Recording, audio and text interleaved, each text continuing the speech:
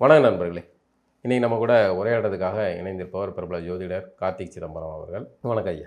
வணக்கம் சார். நல்லா இருக்கீங்களா? நல்லா இருக்கேன். சிறப்பு. நீங்கள் எந்த நேரத்தில் பிரசன்னம் பார்த்து சொன்னீங்களோ விஜயோடைய ஆட்சி கட்டப்பட்ட கைகளுடன் தான் நடக்கும் அப்படின்னு சொன்னீங்க. கட்டப்பட்ட கைகளுடன் ஆட்சி அமையும் அப்படிங்கிறத முன்னாடியே சொல்லிட்டீங்க. அதன்படியே நடந்துக்கிட்டு இருக்கு. ஒரே கட்டப்பட்ட கைகள், கூட்டணி கட்சிகள், அங்கிட்டு போய் திரும்பினா இங்கிட்டு திரும்பினான்னு எல்லா விஷயங்களும் நடந்துக்கிட்டு தான் இருக்குது. நம்ம கண் முன்னாடி பார்த்துக்கிட்டு இருக்கோம். இப்போ அதில் விஜய் ஒரு கிறிஸ்தவராக ஜோசப் விஜய் அப்படின்னு அறியப்பட்டாலும் கூட அவர் நம்மளுடைய இந்து மத வழிபாட்டு அந்த முறை அல்லது நம்மளுடைய பாரம்பரிய வழிபாட்டு முறையை பின்தொடர்கிற மாதிரி இருக்குது. மூகாம்பிகை கோயிலுக்கு போகிறது இளையராஜா மூலமாக அந்த கோயிலில் பரவலாக அறியப்பட்ட பெயர். இப்போ விஜய் மூலமாக இந்த கோவிலுக்கு எதுவும் சிறப்பு இருக்கா சார்? மூகாம்பிகை ரொம்ப பவர்ஃபுல்லான கோயில். இந்து தர்மத்திலே அது ரொம்ப பவர்ஃபுல்லான கோயில். இவங்க போகிறதுனால அது பவர்ஃபுல் இல்லை, சாதாரணமாக அது ரொம்ப பவர்ஃபுல்லான கோயில். அது இவருக்கு முன்னாடி எம்ஜிஆர் அங்கே போய் வால்லாம் கொடுத்துருக்காரு. மூகாம்பிகை பார்த்திங்கன்னா அது 3 அம்சத்தோட இருக்கிற கோயில் அப்படின்னு சொல்லுவாங்க. அது பார்த்திங்கன்னா 3 தெய்வத்தோட, அதாவது வீரம், அதுக்கப்புறம் ஞானம், அதுக்கப்புறமா தனம், லக்ஷ்மி, சரஸ்வதி, அதுக்கப்புறமா வீரத்துக்குண்டான துர்கைக்குண்டான வடிவம். 3 வடிவமுமே அங்கே அந்த கோயிலில் இந்த 3 இதுவுமே ஆளுமை செலுத்தும் அப்படின்னு ஒரு கணக்கு உண்டு. ரொம்ப பவர்ஃபுல்லான ஒரு கோயில். இவர் போய் வழிபட்ட மாதிரி இன்னும் பல பிரசித்தியான பல பிரபலமான ஆட்கள் அந்த கோயிலுக்கு ரெகுலராக போயிட்டு வந்துக்கிட்டு தான் இருக்காங்க. இப்போ கூட அவர் போனதுக்கப்புறமா கேரளா சிஎம் அவர் போய் வழிபட்டு வந்தார். ஸோ அந்த மாதிரி அது ரொம்ப பவர்ஃபுல்லான கோயில். இன்னொன்று என்னென்னா, இந்த கோயில் மட்டும் இல்லாமல் மலைக்கு மேலே அந்த காடுகள் சார்ந்து உள்ள இன்னொரு இதே மூகாம்பிகை சார்ந்த ஒரு பழமையான உள்ள கோயில். மூகாம்பிகை இதோட அந்த பாதம் இருக்கக்கூடிய அந்த இடம் அந்த காடுகளில் இருக்குது. அங்கே ஒரு பழமையான ஒரு கோயில் மலை மேலே இருக்குது. அதுதான் ஆதி மூகாம்பிகைன்ற மாதிரி. இப்போ எந்த ஒரு கோயிலுக்குமே பார்த்தீங்கன்னா ஒரு கோயில் ஒன்று இருக்கும், அது காட்டுக்குள்ளே இருக்கும், இவங்க இங்கே எடுத்துகிட்டு வச்சுருப்பாங்க, அந்த மாதிரி இருக்கும். ஸோ அந்த மாதிரி ஒரு கோயில் அங்கே உண்டு. ரொம்ப பவர்ஃபுல்லான, அங்கே சௌப்பர்ணிகா நதி அப்படின்னு ஒரு நதி ஒன்று ஓடுது. ரொம்ப ஒரு பவர்ஃபுல்லான கோயில். இதை பொறுத்த வரைக்கும் இந்த சங்கராச்சாரியர் இருக்கார்ல, ஆதிசங்கரர் வழிபட்ட ஒரு ஸ்தலங்கள் எல்லாத்துக்குமே முக்கியத்துவம் உண்டு. அந்த மாதிரி ஒரு முக்கியமான ஸ்தலம் மூகாம்பிகை. அதே மாதிரி கேரளா மக்கள், கர்நாடக மக்களால், தமிழர்களாலையும் கொண்டாடப்படக்கூடிய ஒரு முக்கியமான கோயில் தான் மூகாம்பிகை. எதுக்காக அரசியல் கட்சியை சேர்ந்தவர்கள் அங்கே போகிறாங்க? இல்லை, எல்லாமே எதுக்கு போகிறாங்க, எல்லாமே பலப்படுத்துறதுக்கு தான், தன்னோட ஜாதக கட்டத்தில் பலப்படுத்துறது தான். எப்பயுமே 2-3 தெய்வங்கள் உயர் பதவிகள் கொடுக்கறதுக்கு முதன்மையாக இருக்கும். அதில் பார்த்தீங்கன்னா ராஜராஜேஸ்வரி, மூகாம்பிகை, இதெல்லாம் அந்த மாதிரியான வழிபாட்டுக்கு ஒன்று. அது உயர் பதவிகள் அடையிறது. உயர் பதவி அது அரசியல் மட்டும் இல்லை, நீங்கள் ஒரு ஐடி கம்பெனியில் வேலை போகிறீங்கன்னா உங்களுக்கு பெரிய ஆளாக ஆகணும், ஒரு உயர் பதவிகள் அடையணும் அப்படின்னாலே ராஜராஜேஸ்வரியோட ஆசிகள் ஒரு ஜாதக கட்டத்துக்கு தேவை. இன்னொன்று, அந்த ஜாதகத்திலேயே அதுக்குண்டான கிரகங்கள் பலமாக இருக்கும் பட்சத்தில் தான் நடக்கும். எல்லாரும் போயிட்டு வந்தால் எல்லாருக்கும் வேலை செய்யும் கிடையாது. மேபி இவங்க அவரோட தனிப்பட்ட யாராச்சும் ஜோதிட ஆலோசனையின்படி போயிருக்கலாம். அது நல்ல சிறப்பான விஷயம். யாரெல்லாம் அந்த கோயிலுக்கு போகலாம், யாரெல்லாம் அந்த கோயிலுக்கு போகலாங்கிற மாதிரி போகக்கூடாதுன்னு இருக்கும்ல, இவங்கெல்லாம் போகக்கூடாது மாதிரி எது இருக்கா? போகக்கூடாதுன்றது பொதுவாக யார் போனாலுமே நல்லதுதான் வச்சுக்கோங்களேன். மூகாம்பிகை ஒரு நல்ல கோயில் தான். அதில் ஒரு மாற்று கருத்தே கிடையாது. அங்கே இருக்கக்கூடிய அந்த அம்மனுக்கு ஒரு தனிப்பட்ட ஒரு சக்தி உண்டு அப்படின்னு சொல்லுவாங்க. அது ஒரு நீலக்கல் உள்ள ஒரு வைர மூக்குத்தி மாதிரி அங்கே பிரதிஷ்டை பண்ணி அங்கே ரொம்ப பவர்ஃபுல்லான கோயில் தான் அது. ரொம்ப என்ன விஜய்க்கு என்ன அமைப்பு இருந்திருந்தா இவர் அந்த கோயில் போயிருப்பார்? அதாவது 7ஆம் பார்வையாக 8ஆம் பார்வையாக அப்படின்னு ஒரு கணக்கு சொல்லுவீங்கள்ல, அந்த மாதிரி இவருடைய கட்டத்தில் இது இருப்பதனால் அவரே கடகராசி தானே, கடகராசி கடக லக்கணம் தானே. அதுக்கு 4க்கும் 10க்கும் உண்டானவர் செவ்வாய் சுக்கிரன் அமைப்புகள்லாம் இந்த கோவில் நல்ல வேலை செய்யும். இந்த கோயில் நல்ல வேலை செய்யும். அவரோட ஜாதகப்படியே அவர் போயிட்டு வந்த பிறகு இன்னும் கூடுதலாக நிறைய பக்தர்கள் அந்த பக்கம் அது கவனம் பெறுதுங்கிற. ஆமாம், அது ஏற்கனவே அம்மா இப்போ இதானவங்க தான், அனைவராலும் அறியப்பட்டவங்க. ஒரு தனிப்பட்ட நபர் போகும்போது அந்த குறிப்பிட்ட காலகட்டத்தில் அது பேசும் பொருளாக இருக்கும். மிகப்பெரிய தலைவர்கள் போகும்போது அது வரலாற்று ரீதியாக அந்த கோயிலுக்குன்னு ஒரு பதிவேட்டில் இருக்கும். பட் இருந்தாலும் அந்த கோயில் உண்டான பவர் யார் போனாலும் போகலைனாலும் அதுக்கு உண்டான பவர் இருக்க தான் செய்யும். இல்லை அது சரி, ஆனால் அந்த பவரை உள்வாங்கக்கூடிய ஆட்களுக்கு அது இருக்கணும்ல. ஆமாம், இப்போ அதோட சேர்த்து அந்த இடத்துல தான் சார் அவங்க ஜோதிட ரீதியாக பார்ப்பாங்க. எந்த ஒரு கோயிலுக்குமே திடீர்னு ஒருத்தர் கிளம்பி போக மாட்டாங்க. ஏதோ ஒரு விஷயம் இருக்க போய் அதுலேயும் ஏன் சாதாரணமாக வழிபாடு பண்ணிட்டு வரலாம், அதில் முன்னாள் புரட்சி தலைவர் அவர் வந்து தங்க வாள் கொடுத்துருக்காரு, இவர் வெள்ளி வாள் கொடுத்துருக்காங்க. இந்த மாதிரி இதுக்கு முன்னாடி இருந்த சிஎம் ஜெயலலிதா மேடம் கூட அங்கே போய் சாமி கும்பிட்டுருக்கலாம். ஸோ இந்த மாதிரியான விஷயங்கள்லாம் உயர் பதவிகள் இருக்கவங்க பண்ணும்போது அந்த கோயிலோட தன்மை வந்துட்டு கண்டிப்பாக மிகப்பெரிய அளவில் கொண்டு ஒரு தனிப்பட்ட ஜாதகரையோ இல்லை ஒரு தனிப்பட்ட நபரையோ உயர் பதவியில் கொண்டு போய் அடைய உண்டான ஸ்தலமாக அது. உயர் பதவியில் அடைந்த பதவியை தக்க வைக்கிறதுக்கும் அது இருக்கும். பிடிச்சிட்டாங்க. இருக்கும் ஜென்சிகள்லாம் சேர்ந்து போட்டு குத்தி உட்கார வச்சுட்டாங்க. இப்போ அதை தக்க வைக்கணும் இல்லை. அதில் கூட எனக்கு வந்து உடன்பாடு கிடையாது. ஜென்சி அப்படின்னு கிடையாது சார். ஒருத்தரோட ஜாதக கட்டம் வலிமையாக இருக்கிறதுனாலேயே இருந்தால் போதும். அவங்க வந்துட்டு அவங்களுக்கு ஏற்ற கால சூழல் கரெக்டாக இருந்து அவங்களோட அதாவது ஜாதக கட்டம் பலமாக இருக்கும். ஆனால் எலெக்ஷன் டேட்டு டைமு அந்த டைம் பீரியட் அவங்களுக்கு சாதகம் இல்லாமல் இருந்தால் தோற்றுருவாங்க. ரெண்டுமே அமைப்பு வந்து சேர்ந்து இருக்கும் பொழுது கண்டிப்பாக அவங்களால ஜெயிக்க முடியும். அதாவது காலகட்ட சூழ்நிலையும், அதாவது எலெக்ஷன் நடக்கிறது, ரிசல்ட் வருது, இந்த டைமும் அவங்களுக்கு சாதகமாக இருக்கணும். அவங்க ஜாதகமும் பலமாக இருந்து ரெண்டுமே ஒன்று சேர நடக்கும் பொழுது அது ஒரு மிகப்பெரிய வசியத்தையும் மக்களோட செல்வாக்கும் வந்துட்டு அவங்களுக்கு கிடைக்கிறதுக்கு வாய்ப்புகள். இப்போ இது ஒரு விஜய் ஆட்சியை பிடிச்சிட்டாரு. அதோட சேர்த்து நிறைய இந்த யாகங்கள்லாம் பண்ணுறாங்கல்ல, சத்ரு யாகம், அந்த மாதிரியான யாகங்கள்லாம் பொதுவாக நடத்துகிறாங்க அப்படின்னு தகவல். சத்ரு சம்மார யாகம் சொல்கிறீங்க? ஆமாம், அந்த மாதிரியான யாகங்கள்லாம் நடத்துகிறாங்கல்ல. அதெல்லாம் வந்து எதிரிகளை இல்லாமல் பண்ணுறதா? அதாவது எதிரிகள்னால் நான் சொல்கிறது கருத்து குடைச்சல் கொடுத்துக்கிட்டே இருப்பாங்கள்ல, அதெல்லாம் அப்படியே அமைதியாகிற மாதிரி ஆகுமோ? இல்லை இருக்குது. அது எல்லாமே எல்லாத்தையுமே வந்துட்டு நம்ம கம்ப்ளீட்டாக இக்னோர் பண்ணிட முடியாது. சத்ரு சம்ஹார யாகம் ஹோமம்லாம் பண்ணுறாங்க இருக்குது. ஆனால் அது எதுவுமே வந்துட்டு முறைப்படி பண்ணணும். அதுக்குன்னு ஒரு சில முறைப்படி இருக்குது. அது ரொம்ப கை தேர்ந்த ஒரு சில ஆட்களுக்கு தான் அது எப்படி பண்ணணும், என்ன முறைப்படி பண்ணணும்னு அந்த பாரம்பரியத்தில் இருக்கக்கூடிய ஆட்கள், அதுக்கு முன்னாடி அதை செஞ்சு சக்ஸஸ் ஆகி ரிசல்ட் கரெக்டாக வந்த ஆட்களுக்கு தான் அது தெரியும். அது பொதுவாக திருச்செந்தூர் கோயிலில் வச்சு பண்ணுவாங்க. அதுக்குன்னு முறைப்படி செய்யக்கூடிய ஆட்கள் இருக்காங்க.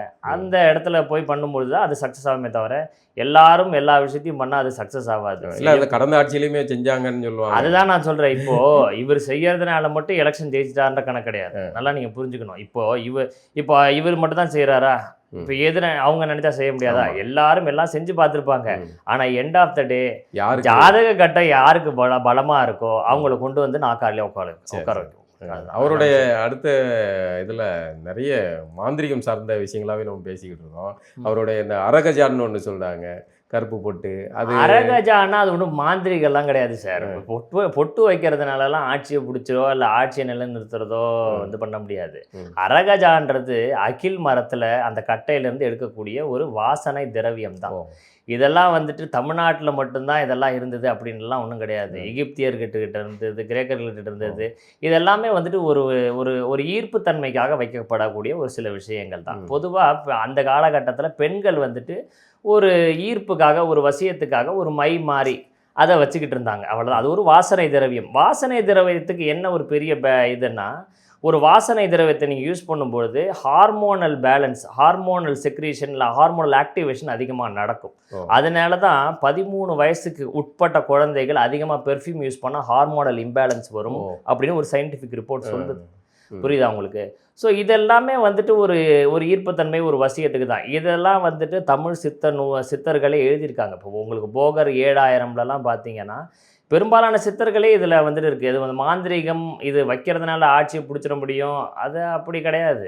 இது யார் வேணாலும் வைக்கலாம். அது வந்து ஒரு அகில் மரத்துலேருந்து எடுக்கக்கூடிய ஒரு வாசனை திரவியம், இது எக்ஸ்ட்ராக்ட் தானே தவிர அதனால ஒரு இது கிடையாது. இதை வந்து தமிழ் சித்தர்கள் என்ன சொல்லியிருக்காங்கன்னா அஷ்டகந்தம் அப்படின்வாங்க. அஷ்டகந்தம் அப்படின்னா என்னென்னா, கந்தம் அப்படின்னா வந்துட்டு வாசனை திரவியம், வாசனைக்கு உண்டான பொருள் அப்படின்னு அர்த்தம். கந்தம் அப்படின்னா அஷ்டம்னா 8ன்னு அர்த்தம். ஒரு 8 விதமான வாசனை திரவிய பொருட்களை ஒன்றா சேர்ந்து நீங்கள் பண்ணும் பொழுது அது வந்துட்டு ஒரு அஷ்டகந்தமாக இருக்கும். இந்த அஷ்டகந்தம் வந்துட்டு பல வசியங்களுக்கு அந்த காலத்தில் சித்தர்கள் யூஸ் பண்ணியிருக்காங்க. இது எல்லாமே மெடிசினல் வேல்யூ உள்ளதான். இப்போ எல்லா சித்தருமே பார்த்தீங்கன்னா, சித்தர்கள்லாம் மாந்திரிகம் மட்டும் எழுதலை, எல்லாருமே மருத்துவம் எழுதியிருக்காங்க. அப்போ மருத்துவம் எழுதுனது வந்துட்டு மருத்துவம் எழுதுனதெல்லாம் சக்ஸஸ் ஆகுதில்ல. மருத்துவ நூட்கள் அவங்க சொன்ன அதே மூலிகை தானே இதுக்கும் எழுதியிருக்காங்க. அப்போ இதுலேயும் ஒரு விஷயம் இருக்குது.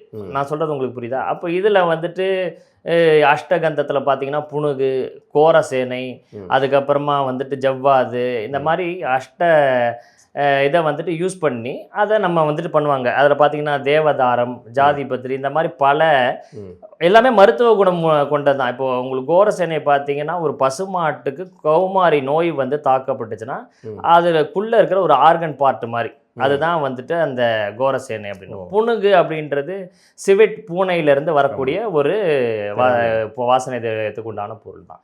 இப்போ இதை எல்லாமே எடுத்து வச்சு உடனே ஒரு மாந்திரிகமோ இல்லை ஒரு இதுவோ பண்ண முடியாது. நான் சொல்றது புரியுதா உங்களுக்கு? இது வந்து ஒரு கருப்பொருள், இதுக்கு உருப்பொருள்னு ஒன்று இருக்கு.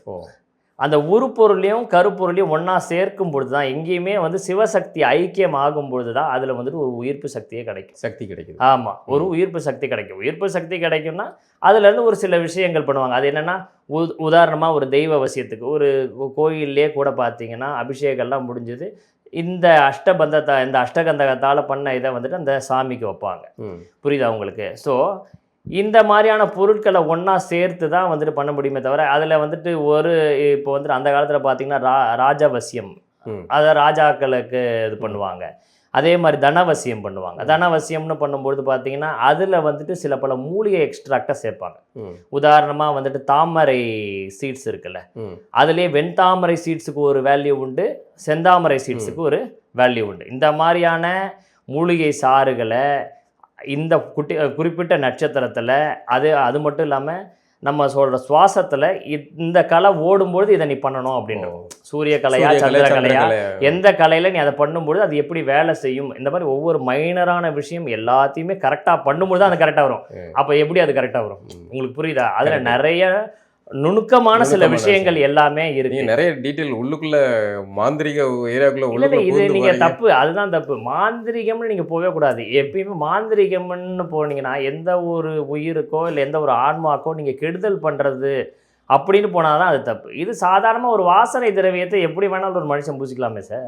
இப்போ நீங்கள் பெர்ஃப்யூம் யூஸ் பண்ணுற மாதிரி தான் நம்ம வந்து மாந்திரிகம்னா நீங்கள் ஏதோ பெரிய மாயாஜாலம் இதெல்லாம் ஒன்று நீங்கள் பெரிய மாயாஜாலம்லாம் பண்ணிட முடியாது. அதிகபட்சம் உங்களுக்கு வரக்கூடிய ஒரு சார் உங்களோட சிக்கலை வந்து தடுக்கும். ஆமாம், இப்போது ஒரு 7 கோடி பேர் ஒரு விஷயத்தை நினச்சான், நான் ஒரு ஆள் மட்டும் ஒரு பொட்டு வச்சுக்கிட்டா எல்லாம் மாற்றிட முடியுமா? 7 கோடி பேரோட எண்ண ஓட்டம் தான் வேலை செய்யும் அந்த இடத்துல. புரியுதா உங்களுக்கு? ஓரளவு அது கட்டுப்படுத்துமே தவிர எல்லாத்தையுமே கட்டுப்படுத்திடும் அப்படின்னு சொல்ல முடியாது. இப்போ இது பண்ணுறது மட்டும் இல்லாமல் இதில் அந்த மூலிகை சாறுகளை விடுவாங்க, ரசத்தை சேர்ப்பாங்க. ரசம் அப்படின்னா மெர்க்குரியை சேர்ப்பாங்க. இந்த மெர்க்குரியை சேர்க்கணும். அதை வந்துட்டு எப்படி சேர்க்கணும், அதில் சில பல நுணுக்கங்கள் இருக்கும். ஏன்னா மெர்க்குரியை வந்துட்டு அவ்வளோ ஈஸியாக யாரும் இது பண்ணிட முடியாது. அதில் சில விஷயங்கள்லாம் இருக்குது. ஸோ இவ்வளோத்தையும் பண்ணும்பொழுது தான் உங்களுக்கு இதுவே தவிர நீங்கள் ஒரு சின்ன ஒரு கருப்பு போட்டு வச்சோடனே அது அரகஜா ஆகிடுச்சு. இது இல்லாமல் சுற்றி பார்த்தீங்கன்னா ஜெயலலிதா ஆட்சியில் தான் இந்த மாதிரியான விஷயங்கள்லாம் நடக்கும். கருணாநிதி ஆட்சியிலையும் பண்ணுவாங்க. கருணாநிதிக்கு இதெல்லாம் உண்டு, ஆனால் வெளியே தெரியாது. வசதி வாய்ப்பு இருக்கக்கூடிய ஆட்கள் யார் வேணாலும் பண்ணலாம், அது தப்புன்னு சொல்ல முடியாது. இப்போ உங்களுக்கு வசதி வாய்ப்பு இருந்தால் நீங்கள் கூட அந்த ஒரு வாசனை திரவியம் எப்படி இருக்கும் நுகர்ந்து பார்க்கக்கூடிய சக்தி மனிதனுக்கு இயல்பானது தானே, அது ஒன்றும் தப்பு கிடையாது. இப்போ பார்த்தீங்கன்னா இதில் சொல்லக்கூடிய பொருள் பார்த்தீங்கன்னா கஸ்தூரின்னு வாங்க, அது வந்து மான் கஸ்தூரி, புணுகு, அதுக்கப்புறம் கோரசேனை, இது எல்லாமே பார்த்தீங்கன்னா இந்த கிடைக்காது, ஒரிஜினல் கிடைக்காது. ஏன்னா இது எல்லாமே பேண்டு. ஆனால் இது எல்லாத்துலேயுமே ஒரு மருத்துவ சக்தி ஒன்று உண்டு. அது மாதிரி தேவதாரம்னு ஒரு மரம் இருக்குது. அந்த மரத்துலேருந்து வரக்கூடிய சில விஷயங்கள் எடுக்கணும். இப்போ அந்த மரத்துலேருந்து அதை எடுக்கிறதுக்கு அதுக்கு ஒரு சில ஃபார்முலா இருக்கும். ஒரு மூலிகையை வந்துட்டு நீங்கள் எடுக்கணும் அப்படின்னா அதுக்கு வந்துட்டு அந்த மூலிகைக்கு ஒரு சில ப்ரொசீஜர் பண்ணுவாங்க, காப்பு கட்டுவாங்க. அந்த மூலிகையோட ஆணிவேர் அறாம இது பண்ணாதான் அதுக்கு உயிர் இருக்கும் அப்படின்னு சொல்லுவாங்க. அந்த மாதிரி சில பல விஷயங்கள், வேர்களுக்கு சில சக்திகள் இருக்கு. ஆமா, மூலிகைகளுக்கு சக்திகள் உண்டு. நம்மளுடைய பழமொழி உண்டு, 1000 வேரை கொன்றவன் சொல்லிட்டு மாற்றி சொல்லிட்டாங்க. அது 1000 வேர்களை கொண்டவன் வந்து அரை வைத்தியன் அப்படிங்கிறது. அதனால் வந்துட்டு அந்த மாதிரி சில பல மூலிகைகள்லாம் உண்டு. மூலிகைகள் பற்றி வந்துட்டு நீங்கள் நிறையா ஆராயணும், அது சம்மந்தப்பட்ட விஷயங்களாக எடுக்கணும். இது வந்து தப்பு கிடையாது. நாம் வந்துட்டு எந்த ஒரு விஷயமும் இன்னொருத்தருக்கு கெடுதலாக நீங்கள் நினச்சி பண்ணக்கூடிய விஷயங்கள்ல என்ன பிரச்சனைனா, இப்போ நான் சொன்ன இந்த அஷ்டகந்தம் பொறுத்த வரைக்குமே இதை நீங்கள் தவறுதலாக ஒருத்தருக்கு அவருக்கு கெடுதல் பண்ணால் நீங்கள் யூஸ் பண்ணிங்கன்னா அது வந்துட்டு ஒரு காலகட்டத்துல உங்களுக்கே திருப்பி அது வேலை செய்யும். ஆமா, அது கேள்விப்பட்டிருக்கேன். உங்களையோ இல்ல உங்க குடும்பம் சார்ந்த நபர்களையோ அது பாதிக்கிறதுக்கு நிறைய சதவீதம் வாய்ப்புகள் நம்ம உண்டு. இன்னொருத்தனுக்கு வைக்கிறது வினை வந்து ஆமா. நமக்கே திரும்ப நீங்க அடிக்கிறது. மந்திரம் சொல்றதோ எது சொல்றதோ உங்களோட சுய நல்லத்துக்கு நீங்க சொல்லிக்கலாமே தவிர இன்னொருத்தன் பிற வீழ்ச்சி. ஆன்மாவையோ பிற உயிர் உள்ள இதையோ நீங்க வதைக்கிற மாதிரி ஒரு விஷயத்த பண்ணீங்கன்னா அது என்னைக்கா இருந்தாலும் அது உங்களையோ உங்கள் சந்ததிகளையோ பாதிக்கும். இதுதான் வந்து ஆணிவேர். இன்னொன்னு எல்லாருக்கும் நான் வச்சுட்டேன் எல்லாம் நான் வந்து உடனே அப்படி பண்ண முடியாது. உங்களோட ஒருத்தன் பவர்ஃபுல்லா இருக்கான்னு வச்சோம், அவன் எந்த சாமியும் கும்பிடல, அவன் அவனுக்குள்ள இருக்கிற சக்கரத்தையே வந்துட்டு ஆக்டிவேட் பண்ணியிருக்கான்னு வச்சுக்கோங்க, அவனுடைய அவனோட ஆறாவே பவர்ஃபுல்லான்னு வச்சுக்கோங்க, உங்களுக்கு திருப்பி அடிச்சிடும் அது உடனே. இது எல்லாமே பார்த்தீங்கன்னா உங்க உடம்புக்கு உங்களோட மன எண்ண ஓட்டம் பொறுத்து தான். எனக்கு எதுவுமே பண்ணாதுன்னு நினைக்கும் போது எதுவும் பண்ணாதான். ஆனால் அந்த லெவலுக்கு வலிமையாக உங்களோட எண்ண ஓட்டம் இருந்ததுன்னா எந்த மாந்திரிகமும் எந்த விஷயமும் உங்களை பாதிக்காது. ஆனால் என்ன ஓட்டம் பொறுத்து தான் இது எல்லாமே. சரி சரி. ஆனால் மூலிகைகள் உண்டு. நீங்கள் சொல்கிறது பார்த்தப்போ வந்து இப்போதைக்கு வந்து மாந்திரிகர்களுடைய ஆட்சி, அதாவது அவர்களுடைய பிடியில் வந்து விஜயோடைய ஆட்சி இருக்குன்னு சொல்லலாமா? நீங்க தான் அப்படி சொல்றீங்க, நான் சொல்லலை.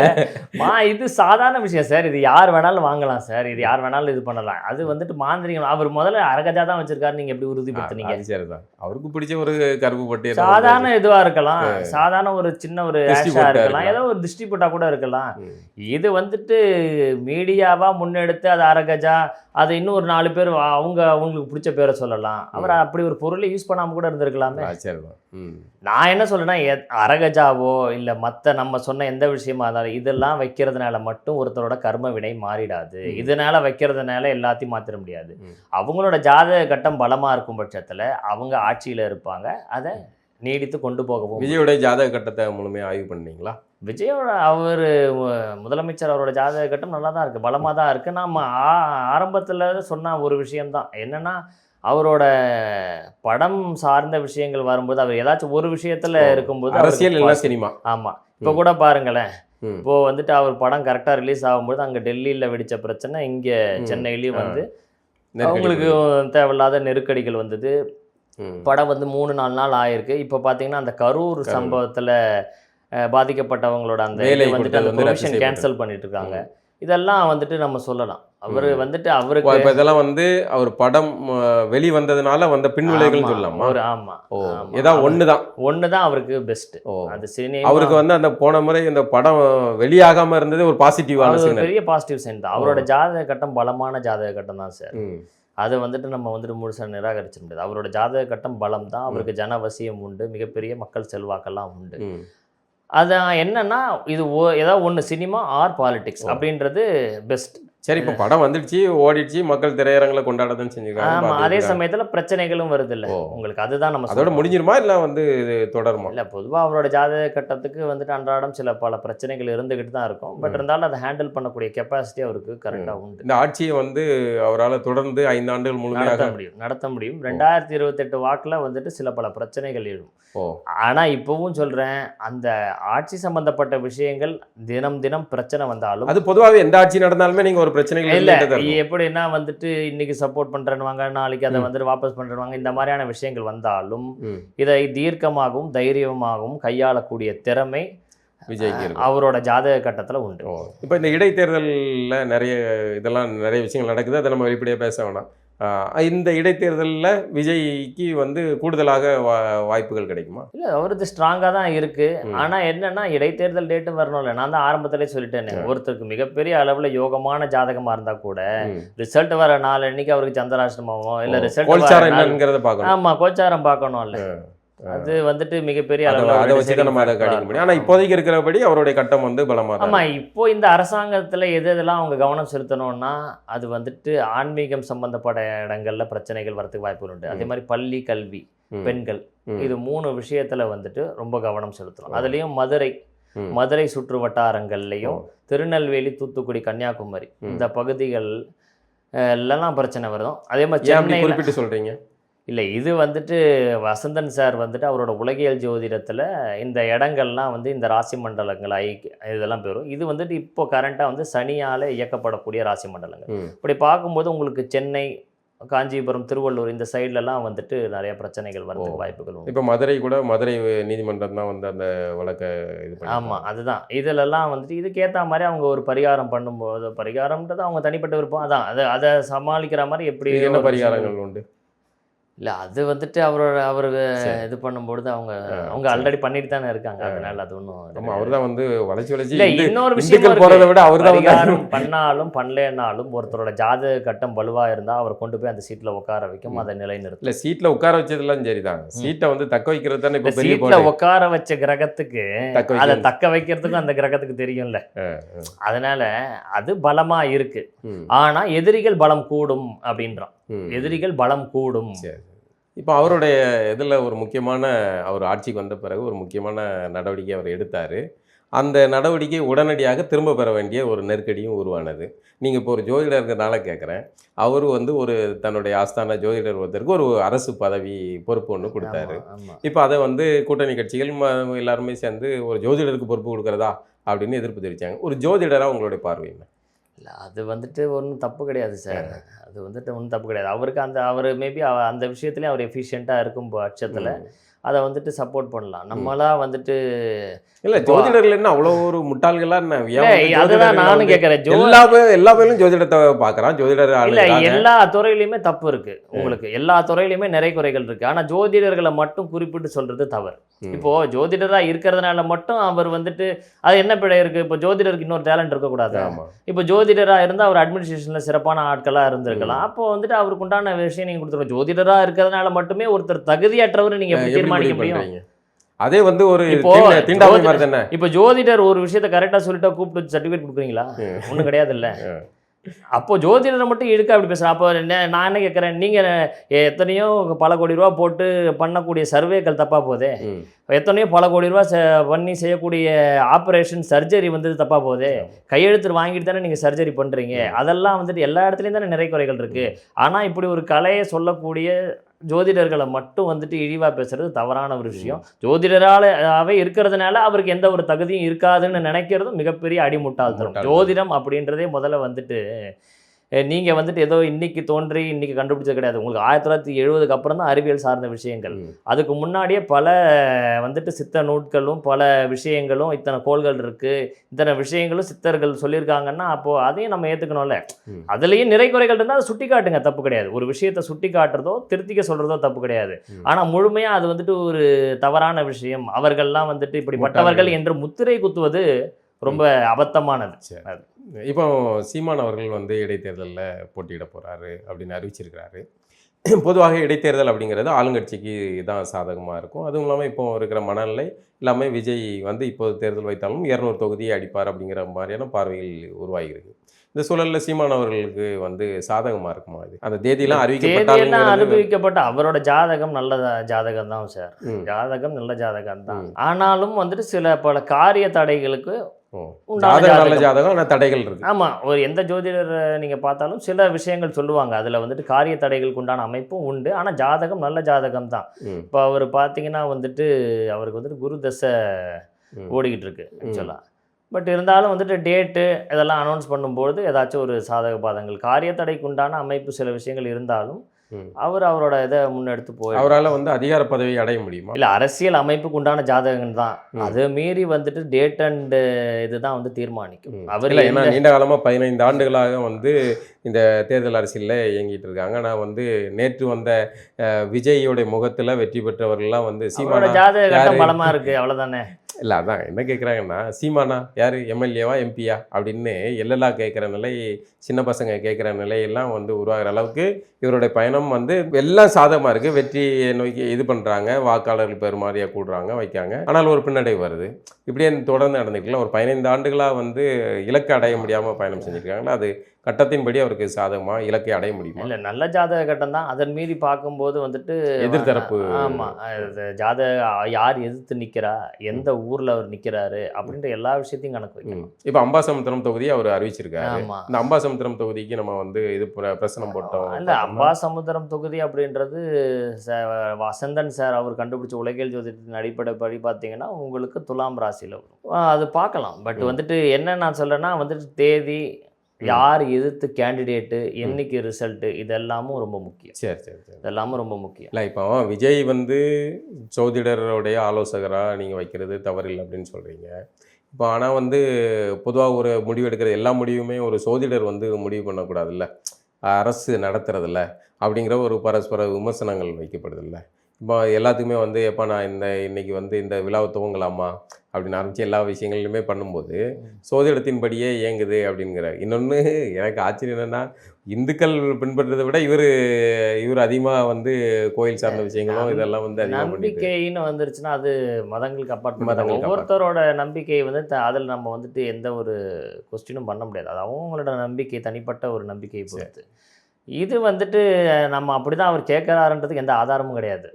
நான் சொல்றது புரியுதா உங்களுக்கு? ஜோசியரை கேட்டு தான் அவர் எல்லாத்தையும் பண்றாருன்றதுக்கு எந்த ஆதாரமும் கிடையாது.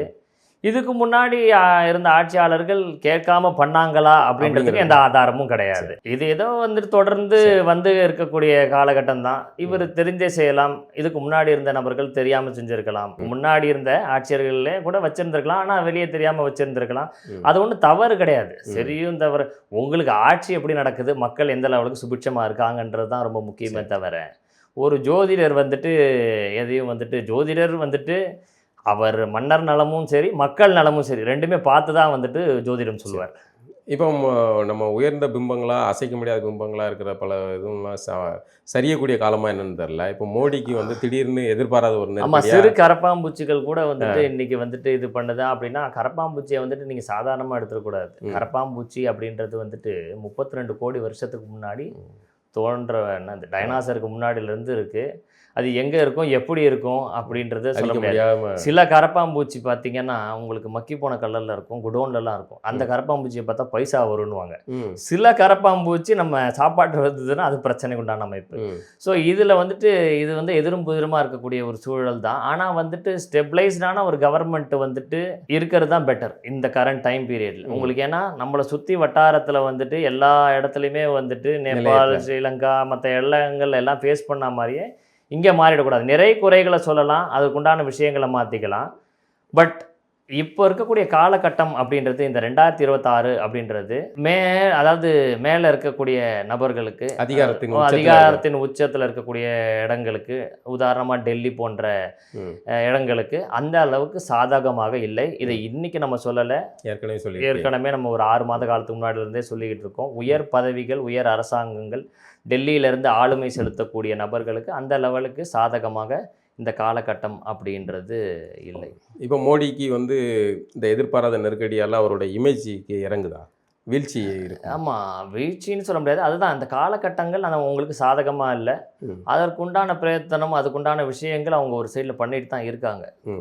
திரும்ப மோடி அதாவது அவ்வளோ நெருக்கத்துலையும் இல்லை, தேர்தல் நெருக்கத்தில் இந்த போராட்டம் இல்லை. ஆனால் பிரச்சனைகள் வந்துட்டு பொதுவாக இந்த ஆண்டு அப்படின்றது எல்லா ஆண்டும் தான் எல்லா கிரகமும் சுழற்சியாவது மற்ற விஷயங்கள் நடக்குது. ஆனால் 2026ஆம் ஆண்டு அப்படின்றது வந்துட்டு ரொம்ப நெருக்கடிக்கு உண்டான அமைப்பை கொடுக்கக்கூடியது தான்.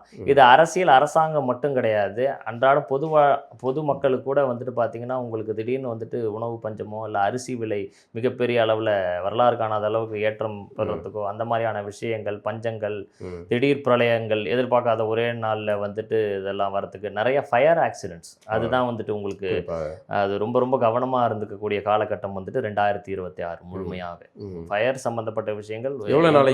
இந்த 2026 முடிகிற வரைக்குமே ரொம்ப கவனமாக இருக்கும். அதன் தொடர்ச்சியாக தான் வந்து இப்போ இந்த ஈரான், அமெரிக்கா, இஸ்ரேல், அதுவும் நம்ம சொன்னோம் அந்த போர் எப்போ நிற்கும் நீங்கள் அப்போ கேட்டீங்க. நான் அப்போவும் அதான் சொன்னேன், அது இப்போதைக்கு நிற்காது அப்படின்ற சொன்னேன். அது அந்த மாதிரி தான் தொடர்ச்சியாக தான் இன்னும் வரக்கூடிய இந்த 6 மாத காலகட்டம் இன்னும் பல சில எதிர்பாராத நெருக்கடிகள்லாம் வந்துட்டு வரத்துக்கு, திடீர்னு என்ன மாதிரியான விபத்துகளோ இல்லை இந்த அந்த மாதிரி போர் இன்னும் உச்சத்தை அடையும்னு நினைக்கிறீங்களா? ஆமாம், இந்த பிரச்சனைகள் இருந்துக்கிட்டே தான் சார் இருக்கும். பிரச்சனைகள் இருக்கிறது வேற, இந்த போர் வந்து இன்னும் தீவிரமடையும்.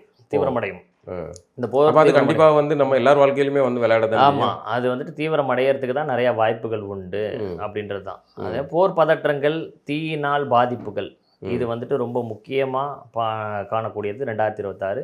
அதே மாதிரி அரிசி சம்பந்தப்பட்ட பஞ்சங்கள், உணவு தானியம் உணவு சம்பந்தப்பட்ட பஞ்சங்கள் வரத்துக்கு, நெருக்கடி வரத்துக்கு, கேஸ் தட்டுப்பாடு இந்த மாதிரியான இதுகளும் எல்லாமே உங்களுக்கு வந்துட்டு அது கீழே தானே வருது. ஆனால் பொதுவாக இந்த 2026 கொஞ்சம் கவனமாக இருந்துக்கிறதுக்கு வாய்ப்புகள் உண்டு.